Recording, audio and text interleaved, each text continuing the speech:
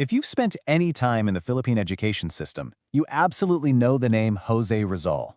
His life, his works, his writings, they're not just a history lesson, they're practically a rite of passage. But have you ever stopped to wonder why? I mean, really, why is this one-man story so important, so fundamental, that it's actually required by law? Well, that's what we're going to get into. Let's unpack the legal stuff and the history behind why Rizal is such a fixture in every Filipino classroom. Okay, so it all kicks off right here with Republic Act 1425. You probably know it better as the Rizal Law. This was passed way back in 1956, and it's the whole reason Rizal's work is required reading. A senator named Claro M. Recto really pushed for it, and just like that, Rizal's place in the national curriculum was set in stone. And if you want to know why they passed it, you just have to look at the preamble.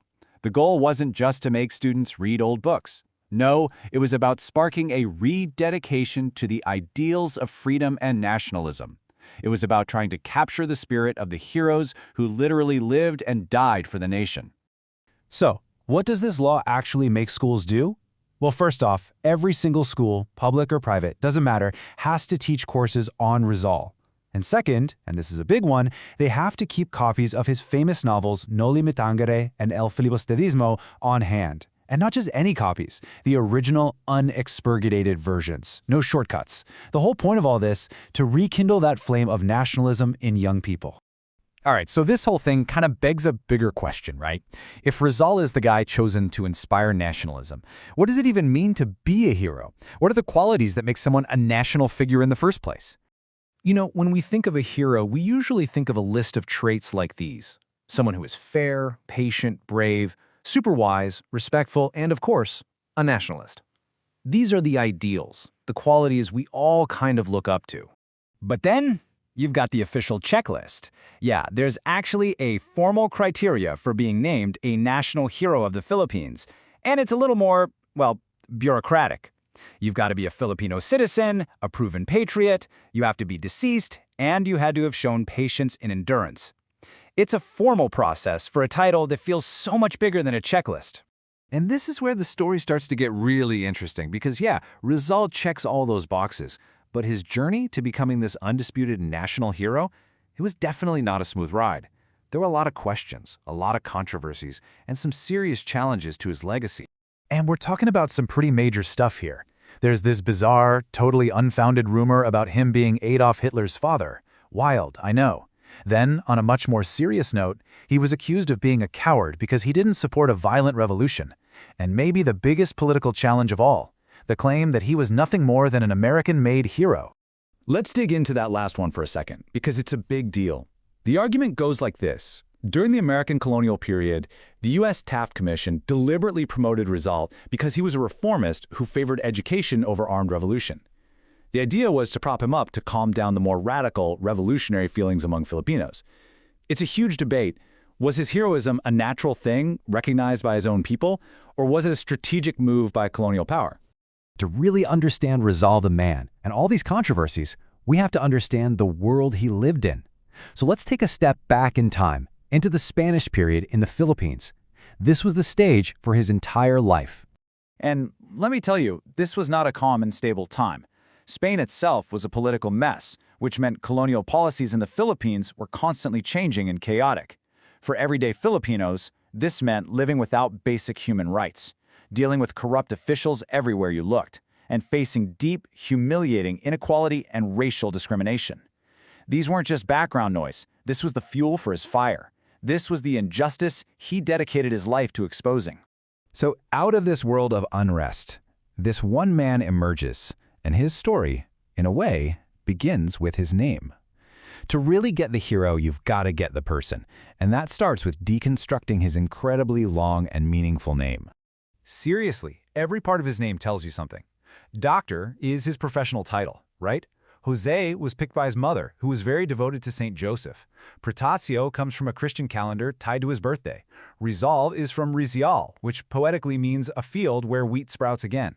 And each surname, Mercado, Alonso, Riolanda, is like a thread connecting him back through his family's history. So this larger-than-life figure had a very real, very specific beginning. He was born close to midnight on a Wednesday, June 19, 1861, in Calamba, Laguna. And just 3 days later, he was baptized into the Catholic Church, the same institution he would one day challenge so powerfully with his writing. And there were some key people there right at the start of his life. You had Reverend Rufino Colantes, the priest who performed the baptism. Father Pedro Casanas was his godfather, and also a good friend of the family. And the guy in charge of the whole colony at the time was the Governor General, José Lemery. So who were his parents? Let's start with his dad, Don Francisco Mercado. This was a smart man. He'd studied Latin and philosophy. Even though he was a tenant farmer, he was known for being tough, independent, and brave, a real man of action. And you know what Rizal himself called him? Simply, a model father. That short phrase tells you so much about the respect and love in that household, which had to have shaped the man he became. And his mother, Doña Teodora Alonso Rialanda, wow, she was a force to be reckoned with. She was educated at the College of Santa Rosa, which was a big deal for a woman back then. She had culture, a talent for literature, and she was a sharp businesswoman, truly a remarkable person for her time. Rizal himself knew how special she was. He described her as a woman of more than ordinary culture, who knew her literature and spoke Spanish perfectly. She was his very first teacher, and you can just imagine the massive influence she had on him. Which brings us all the way back to our big question. On the one hand, we have a law that tells us he's a hero. On the other, we have the actual man, born into a troubled world, with a complicated family history and even more complex ideas. So, when you know the details about the man behind the monument, how does that change what his legacy actually means to you? Something to think about. We all know the name. We see the monuments, the face on the peso. But, behind every legend, there's a person. Behind the hero, there was a boy shaped by his family, by loss, and an incredible hunger for knowledge. So today, we're going all the way back to the start. We're going to uncover the forging of a hero, the early years of José Rizal. So it all kind of boils down to this one question, right? How is a national hero actually made? Are they just born that way? Is it destiny, or is it something else? A unique mix of where you come from, the world you grow up in, and the things you experience. In this explainer, we're going to unpack Rizal's origin story and see what we can find. And for José Rizal, that story, well, it doesn't just start with a name. It starts with two names. And it begins with a story written in the bloodlines of immigrants, aristocrats, and even royalty. All right, so let's dig into the very foundation of his identity, his name, and his incredible ancestry. Here's something you might not know. The name we all recognize, Rizal, wasn't actually the family's original name. That was Mercado, which literally means market. His Chinese ancestor adopted it way back in 1713. The name Rizal came much later. It was actually given to the family by a Spanish official, an alcalde mayor, who is a family friend. So right from the get-go, you have this theme of a dual identity. Okay, so let's follow that paternal line back. It all starts with a man named Domingo Lamco. He was a Chinese immigrant who sailed from Fukien and landed in Manila around 1690. He eventually married a wealthy Chinese Christian girl, Inés de la Rosa, and that's where the Mercado lineage began. So, from his dad's side, you've got this really strong foundation of Chinese heritage.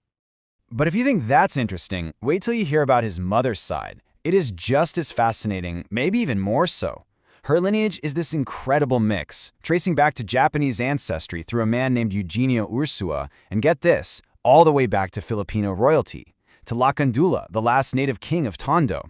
It's not just a family tree, it's practically a map of Philippine history. So, all of this rich, complex heritage, it all poured into the immediate family that young José grew up in, the Rizal family clan. Now, José was not an only child. Oh, not by a long shot. He was the 7th of 11 kids. 11! Can you imagine? This created a huge, bustling, and really influential family. He was surrounded by big sisters, little sisters. I mean, it was a whole clan, a formidable one at that. But among all those siblings, one of them stood out as a massive influence, his older brother, Paciano. You see, José looked up to him as more than just a brother. He was like a second father, a best friend. Rizal later immortalized him as the character Pilosopong Tasio in his novel, and his own words say it all, calling Paciano the most noble of Filipinos. And this wasn't just brotherly affection. Paciano would later become a general in the Philippine Revolution. You know, with a big family like that, there's so much joy, but there's also the potential for incredible heartbreak. For young José, his first real brush with sorrow was the death of his little sister, Concepcion, or Concha as they called her. She got sick and passed away when she was only 3. Rizal himself would later say this was the very first real sorrow of his life. And this whole world of joy and sadness, of a big, loving family, all played out against the backdrop of his childhood home in Calamba. Let's take a look. So, picture this. The Rizal home was not some simple little hut. It was this impressive two-story stone house with a red tile roof. It was a clear sign that his family belonged to the Principalia, the town's elite. It was built from adobe and hardwoods, and by all accounts, it was a place filled with simple, happy family life. You can almost hear it, can't you? The sounds of kids playing all day, followed by the quiet murmur of family prayers at night. And in this environment, his genius just took off. I mean, at just 3 years old, his earliest memories were of happy times in the family garden. By 5, he was already reading the family's Spanish Bible and starting to sketch and make things out of clay. And get this, by the time he was 8 years old, he'd already written his first poem, Saeking Manga Kabatata, and even his first play, a comedy in Tagalog. 8! But you know, maybe one of the most important moments of his childhood came from a simple story his mother told him. One night, she was teaching him to read, and he kept getting distracted by these moths flying around a lamp. So his mother just stopped and told him the story of the moths, how the older moth warned the younger one to stay away from the beautiful flame, but the little moth was so drawn to the light that it flew too close and died. Rizal later wrote that this story made the profoundest impression on him. He didn't see it as a tragedy. He saw the moth dying for the light as a noble sacrifice, a life with a true purpose. Okay, so you have this incredible natural talent, these deep early lessons. But that's still not enough, right? You need people to help shape that talent. And that brings us to the final piece of his early years, the forging of his young mind. It really did take a village to raise this hero. His very first teacher, of course, was his mother, who was a highly cultured and educated woman. But his 3 uncles, his tios, played huge roles too. Tio Jose Alberto helped him with his art. Tio Manuel got him into physical exercise. And Tio Gregorio gave him this insatiable love for reading books.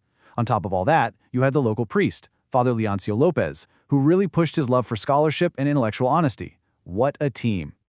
So his formal education starts at home with tutors, but pretty soon it was time for him to leave the nest. In June of 1869, his brother Paciano took him to Binyan to study under a new teacher. This was a huge deal. His first time living away from home, his first real school, it was a major step. And school in Binyan, well, it tested more than just his brain. On his very first day, the class bully, a kid named Pedro, challenged him to a fight. Now Rizal was smaller, but he had learned wrestling from his Tio Manuel, and guess what? He won. He was learning really quickly that sometimes you have to defend not just your ideas, but yourself. But Binyan wasn't all about books and brawls. It was also where he started to really work on his artistic skills. He took his first proper lessons in drawing and painting from an old painter there named Juancho. And this just perfectly shows how well-rounded his development was. He was sharpening his mind, his body, and his artistic side, all at the same time. So when you put all of this together, what do you get? You've got a childhood built on this incredible heritage, a mix of Chinese, Japanese, Spanish, and Filipino blood that really mirrored the identity of the nation itself. You've got a loving, supportive, well-off family, a heartbreaking first sorrow that taught him about life's pain, a deep love for learning, and those first real tests of his character. With this foundation of love, loss, and learning, what was he destined to become? That's a question whose answer would go on to change the course of a nation.